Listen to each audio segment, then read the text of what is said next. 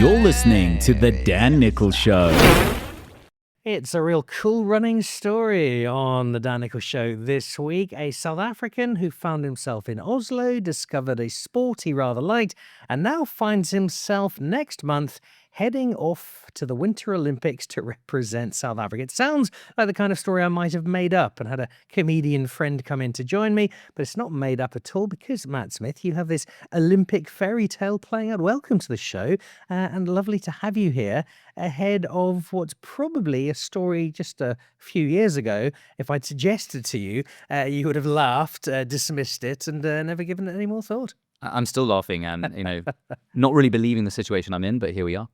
Let's work out how you got to where you are now. The accent suggests you've left South Africa a little way back, but South Africa is home. Joburg born and brought up in Cape Town. That's correct. Yeah, born in Joburg, family's from Cape Town, so nice to be home. And spent some time in Europe, of course, the UK, schooled, left Joburg when I was 8. Fast forward, a decade or two, and found myself in Oslo, Norway, in, as you'd imagine, winter, which, being Southern African, doesn't really go with me. I'm not I'm not brave enough to run in the snow with spikes on my tires. And that's where the story really began. Had you done any skiing before? How did you find yourself on the slopes? Not really. I'd been exposed to it, never really picked it up recreationally, appreciated, but, hadn't really found myself in those circles really until I moved to Oslo, Norway from Cape Town, actually. I was living back here in 2021. And when you arrive at the beginning of winter, you're stuck with this option. You hibernate, which is a perfectly valid thing to do, or you lean in. And as an athletic person, bear in mind I was 32 at the time, 35 today, and my athletic career has passed me, you would think, right? And I stumbled upon this beautiful thing that Norwegians do. Now, they have a saying there, which is, there's no such thing as bad weather, only bad clothing. But I added something to that. There's no such thing as bad weather, only a lack of skiing. So I begun this journey to lean into their national sport, be it being cross-country skiing, right? Which I never really tried beforehand. I'd been exposed to it, but never really tried. Got my first lesson. Now, as luck would have it, I was introduced to another professional skier from an abstract nation. Can you guess the nation? Oh, let's go somewhere daft like Morocco or Barbados. Fair guess, Mexico. Okay, that famous snow sports capital. You think, right? So my first lesson was from a mutual friend who was Mexico's national ski cross-country champion and representing Mexico in FIS, the International Ski Federation, which is sort of the league you need to compete in, right? And of course, being a child growing up in a South African household, both here and also in Europe, the Springboks is the dream of every young South African boy and girl across the nation, across the world, and many other countries as well, let's be honest. Hello, New Zealand. Yeah. And I was struck with this incredible opportunity that maybe, just maybe, could I represent South Africa in cross-country skiing? Could this be my, not Springbok, but could this be my Snowbok moment? And that's a name that's stuck, hasn't it? You've become the Snowbok. It's become something people shout. And the funny thing is, most Nordic people have absolutely no reference to who the Springboks are. They don't know why they're shouting Snowbok, but they love it. It's one thing to embrace the sport as you have, to meet a couple of people, to get out and discover, oh, I've got a bit of an affinity for this. I quite enjoy it. It gives me the chance to do some exercise in the dark months. It's quite another to translate that into an Olympic dream. When did that first pop up on the horizon? What sparked the idea? To be honest with you, right away, because as I said, I was 32 at the time, and your opportunity to represent your country in a sport should start at the age of 2. Let's face it, and you're going to develop and grow, and you have the right support network around you. But I was in the home of the sport. I thought, why not go for a big, hairy, audacious goal, a BHAG, as we say in the tech world, right? Why can't I set an unimaginable goal and actually try and achieve it? So I reverse engineered my goal, right? Instead of working towards the goal, I worked back from having achieved it. And I realized this when I first started the journey. Why can't I do this? I looked into it, found that no one represented us, learned that you can't just rock up and say you're representing your country. You have to go through, of course, protocols and SASCOC and Snow Sports South Africa, etc. But once I'd gone through those processes and proven that I was legitimate and an athletic background from triathlon, I reverse engineered it. And to my surprise, it wasn't 3 years to the next Olympics. It was actually 2 at the time, because you qualify a year before. So I'd lost a year already before I started. And then I realized it was 700 days, Dan. Now, these 700 days can be broken down into key minutes and key moments. The key minutes are the 1,000 hours books have been written all about. It takes 1,000 hours to become an expert in anything. How many tens of thousands of hours have you been doing this? It shows, right? Second nature to you now. I didn't have tens of thousands of hours. So we reverse engineered the time on snow I needed to do, but also what are the key moments, the leapfrog moments that jump you a couple levels? Because it wasn't a learning curve, it was like a learning cliff. And half the time I didn't know if I was looking up it or falling down it, to be honest with you.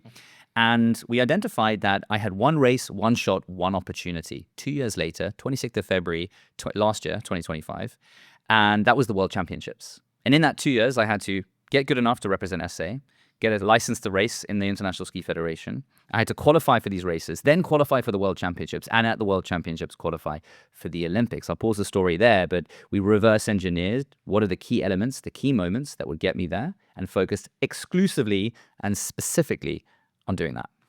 I was 29 when I went skiing for the very first time, and initially it was a complete disaster. I couldn't stand up. I was a small, very drunk giraffe, and I was vested by a deep hatred of the army of 3 and 4-year-olds who whizzed past me with no poles effortlessly. And then I got to the stage by the end of the week where I was very proud of myself, skiing downhill. I was being overtaken by a nearby glacier, but I was on my feet and I was able to do this and get down to the bottom without falling over, admittedly using a giant snow plow to the pizza slice, I think my instructor called it. Correct. But yeah, by that end of the week, I'd got to the stage where I could enjoy it, and subsequently been out on the slopes fairly often. I've had a lot of good fun. But I put a reasonable amount of time, and I got to a level that was kind of almost passable or manageable. You say? Well, it was very politely said by my instructors, but you had to get to a level in 2 years, 700 days, which is that's ridiculous. That should not happen. And yet somehow you did. What was the mindset that required? What was the determination, the sacrifice that allowed you to pull that off? It's an interesting question, and I think I'd only answer it with, I hope, an interesting answer. And you said, what was the mindset? I would say it was the mindset. Because one thing I've learned being a professional athlete now in my short career as a professional athlete, professional skier, say that again, South African professional skier, is that a lot of athletes focus on the training hours. You're very rarely training more than sort of 3 to 6 hours a day, double sessions, etc. Right? So say you just, for argument's sake, you're training 6 hours a day of actual active time, be it volume, intervals, yada, yada. What are you doing with the other 18 hours? That's the question I ask you. And I realize that, you are more than your results as an athlete. And if you focus on the hours outside of, and that can be preparation, that can be recovery, that can be sleep, that can be mindset. And for me, mindset was the key for this, because trust me, being 32 years old or 29, as you remember, trying to ski, going out there as a drunk giraffe, as you said, and I was a drunk elephant, to be quite honest with you, it's embarrassing. And it's uncomfortable. And, as a grown man who'd already had a career before this at the time, you're sort of like, there are so many other things I should be focusing my energies on that would, produce outcomes for me that would be better for my life. This has cost me, not given me financially, but it's given me so many life experiences instead of that. So I started to work on my mindset. And I'll take you back to a quick story of when I discovered mindset was key. So it was, now almost 2 years ago, but at the beginning of the second season that I was racing. And I opened the season in Sweden, the Swedish kind of opening season races. And, you hadn't been skiing all summer. You come in there, you've been training, of course. And in that race, I had never, ever in my life wanted to give up anything. But in that race, I was halfway around a 10-kilometer race. It's roughly 30 minutes or so. And in that race, people were passing me as they usually do, as you'd expect. And I just thought to myself, look how fluid they are. Look how beautiful they are. You're the drunk elephant. That's actually quite a good metaphor. Maybe giraffe as well. And I just thought to myself, just pull over. What are you doing? Who are you fooling? You've got a year and a bit to go. Come on, Matt. There's better things you could do with your time, energy, and money. And thank God I finished. I pulled myself through the race. My back was sore. My age was coming into consideration. And I immediately at that point realized I had two options here. Solve it or give up. So I decided to solve it with a mindset coach. I had never spoken to myself in that race like I would speak to you, Dan. If I spoke to you the way I spoke to myself in my head, you would punch me rightfully in the face, right? And I find a lot of us do that. We have this voice in our head that talks to us in a way we would never speak to others. And I've learned that you need to be your best champion. So I started working with this mindset sports psychologist, right? And we started to work on visualization. We started to work on positive framing. And I realized that all we talk about is mind over matter. We push yourself through the barrier in the bar. But in those 6 hours of training a day that an athlete spends, how much of that is mindset training?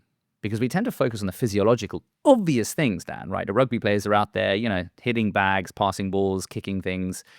You name the sport, they're doing the physiological thing, the biokinetical thing, as you would expect, because it's a sport. But what about the mind? Don't we say that the mind pushes us through these things? I've heard Springboks doing, was it Brian Habana famously trained ball where to predict where the ball would bounce so he could be there in time to catch it, right? So I did that. And fast forward a year and a half to last year's February World Championships, my one opportunity to qualify, very 8 mile. I had an opportunity in that race which could have crippled the whole race. I broke a pole and my mindset saved me. The race that you had to get through, I think it's important to understand this is not a charity entry. This will be a nice story. Let's let the South African come and take part. It's not a pro-am. This is the real deal. And you've had to show that not only can you competently ski, but you've got to be able to do it at a level where the Winter Olympics says, yep, he's not going to embarrass us. All right, he can come along and take part. How does that process work? What did you need to do to get the endorsement of the IOC so that Winter Olympic dream became a reality? Thanks for asking, because I think a lot of people's perceptions around the Olympics are, oh, you're from Jamaica. You mentioned Cool Runnings, right? Oh, you're bobsled team. Yeah, sure. There's every country gets a spot. No, I won't bore you with the details. I'll keep it high level. But for every sport of the Olympics, summer, winter, there's a specific number of athletes. They set this. The IOC sets this. It's reviewed every couple of 4 years or so. So there, for the cross-country skiing, it's actually quite a large number. So there's 148 places for men and 148 places for men in the Olympics, and in Paralympics it's different as well. So there are 148 seats. Now, each nation, depending on how good they are, the maximum allocation a nation can get is 8. So if you think about the top nations, the Norway, the Sweden, the US, formerly Russia, they're not part of it anymore for obvious reasons. 8. Before you know it, the top 10 nations have taken up, 60, 70, 80 spaces. There's, so many left. So those last couple of spots are these, we're quote unquote called small nations in FIS, which is ironic. Mexico, South Africa, broadly larger nations than most of the European nations who are at the top. And we are fighting over the last 30 spots, right? And how you get allocated a number of spots is how good your athletes are. So I had to firstly qualify South Africa for one quota spot. And then, of course, being the only athlete, they will likely send me down unless you're here to tell me something. Well, still training. Still training. You mentioned 29. I mean, there's a couple, you've had a few more years than me. You never know. This is that moment. Catch that soundbite. And then, of course, they sent me, right, which is what's happening, of course. So I had this one race. Now, to qualify for the Olympics, there's a threshold, basically, and it's a time limit target type threshold because it's a sport where time matters. We do an interval race. So you start, everyone goes out at the end, we see what times we got, it's a winner, it's a loser. So I knew that in that race, to qualify South Africa for a quota spot, I needed to validate South Africa as Olympic worthy in the sport by, in a World Championships, being within a few minutes of the winning time, right? Which is that sort of Olympic effort that one needs to do, as is all these small nations, the Mexicos, the Saudi Arabias I've become friends with, the famous ski nation of Trinidad and Tobago, Nicholl, shout out to you, my friend. And that's the setup, basically. So you have to qualify the nation to be worthy of a spot, and then you have to also then have your own qualification criterias, which are either set by the country, they are set by the IOC, and then the country can add to that as well, which I achieved. I won't bore you with the details, but basically I had to get world class, but I had to get to be the worst of the best or the best of the worst. Depends which way around you look at it, Dan. Either way, it's got you there, and I think it's such a wonderful journey that you've taken. It's a very inspiring one, and it's one which will have required a lot of support. Again, reference Cool Runnings because it is such a natural parallel. One of the great elements of the movie that allowed the story to generate so much of its drama was the portrayal of the established teams as these demonic, nasty bullies who didn't like the Jamaican bobsled team. What's the reality for you in terms of how you've been accepted, how you've been welcomed in? Are you looked down the nose a little? What on earth is this South African doing, thinking he can be part of this? Or has it been a fairly supportive environment? I will say it in Norwegian and then translate. The comment I consistently get when I'm out and about with my SA kit on is Nej, Sydafrika? Serious? No, South Africa? Seriously? And it's said with a smile, and it's said with a grin. And I'll answer that in two parts. One, how has the established Nordic nation ski community taken it? And then how has the small nation community taken it? So in terms of the established community, they love it. And I think it's also because of the approach I've had towards it out of respect. And I'm a professional athlete. I've got to their level, maybe not getting the times that they get in the big races, but still I'm respected, etc. And it's a sport that needs more shaking up, needs more influence. So I feel very welcomed. I've never, ever had anything but a positive comment. I actually end up having more people cheering for me at races than they do the Norwegians, because they're all there for the Norwegians anyway, and they go, yeah, come on, Snowbock, come on, Snowbock, Snowbock, Snowbock. And then the small nations is the interesting thing, Dan, because there's strength in numbers, and as I said, there are a bunch of little small nations: Saudi Arabia, Trinidad, Mexico, South Africa, you name it. We are in a WhatsApp group. I've heard that. That's really cool. Team Avalanche, it's called, and it's set up by Nicholl of Trinidad and Tobago. And it is a tool to share resources, share experiences. I mean, right now my phone just blew up because everyone's going to Sweden this weekend, and carpooling, car sharing, renting apartments together, because most of these athletes are self-funded as well. So we all talk about, it's not about the goal or the destination, Dan, it's about the journey. I'm going to add to that. It's what you make of the journey. You need to be active in that journey. And this WhatsApp group is an example of that. So post-Olympics, the things I'll take with me are the people I cross the finish line with, not the time or where I finish.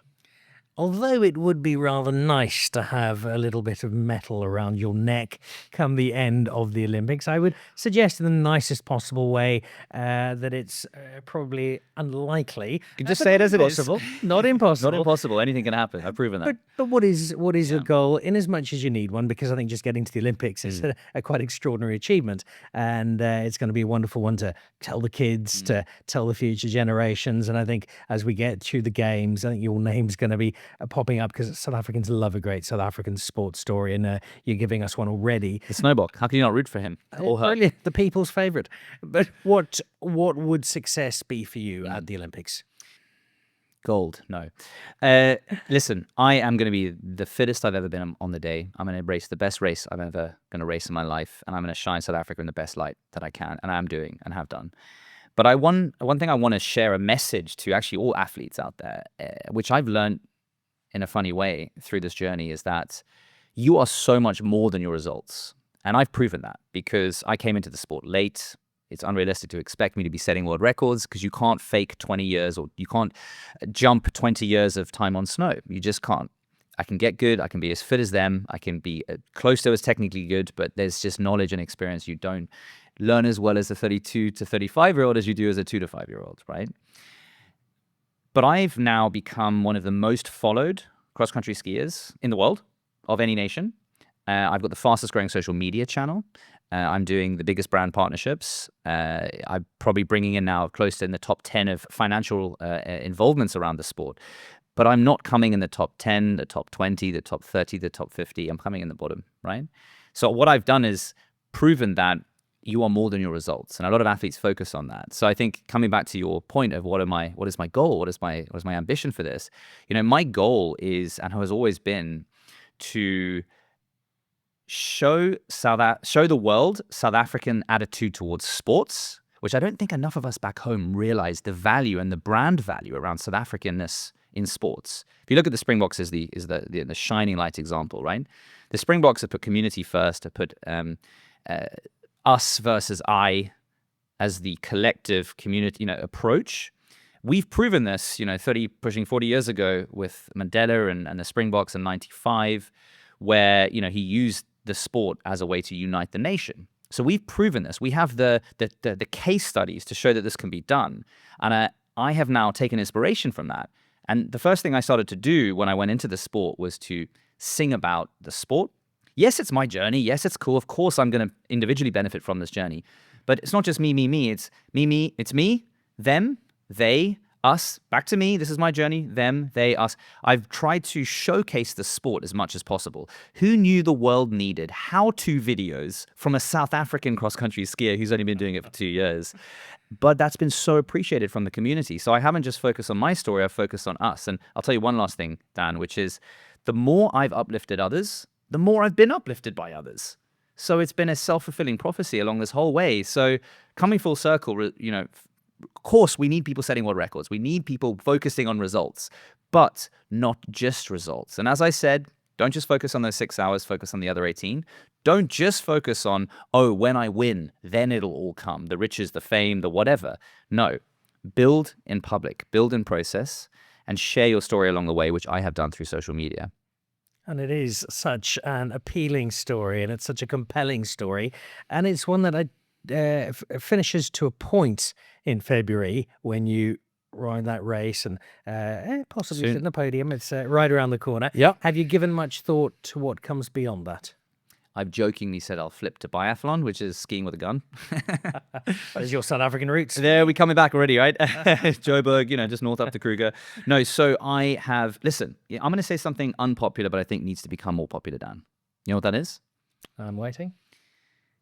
We focus on the hedonic treadmill. Have you heard this term? I haven't. We focus on goal to goal to goal to goal, right? What's next, Matt? People keep asking me that. It's coming very soon, but what after that? What next? What next? And before this, I was an entrepreneur. I built a company, sold it. What next? What next? What next?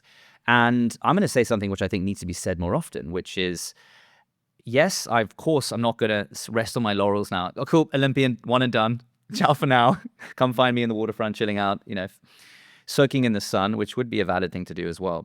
But I'm going to actually not think about what the next goal is and be present with what I've achieved and know that if I can achieve this, what can't I achieve, right? And I want to share that message because I think, that people tend to focus on just moving on to the next thing and the next thing and the next thing. And I think not enough of us sit in the moment of something that a year ago we said would make us happy and it would be the dream achievement, and then we achieve it and we're already thinking about what will be the dream achievement in the next year, right? So that's something I think I'm going to sit with. And lastly on that one, this journey, yes, people are like, oh, that's so great, so fun, cool, the training must be so hard, right, Dan?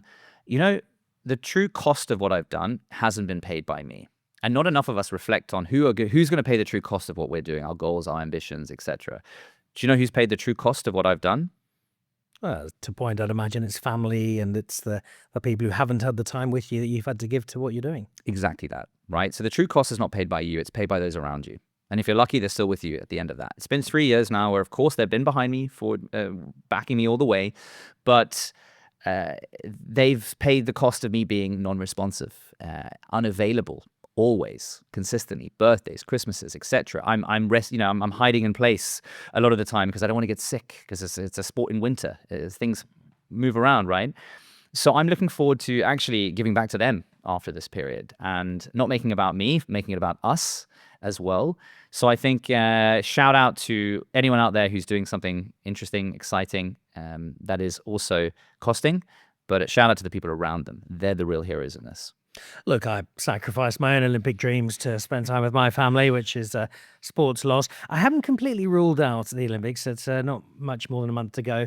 But having grown up in Zimbabwe, there is a rather influential Zimbabwean in the Olympic movement now. So, Kirsty, I know you listen to the podcast every week. I'll send you some skiing videos. Maybe I can join Matt. But in the strong likelihood that doesn't happen, I will be doing what so many other South Africans will be doing, I suspect, for the first time, because other than out of a sense of curiosity, we don't tend to watch the Winter Olympics a lot in South Africa. But now that we have one of our own, he's going to be out there, and it does not matter how you finish. We are going to go bananas because we've got a South African at the Olympic Games in winter, and it's a wonderful, wonderful story. And I'm really grateful that you took the time to come and share it with us. Thank you for having me, Dan. Cheer for the snowbock.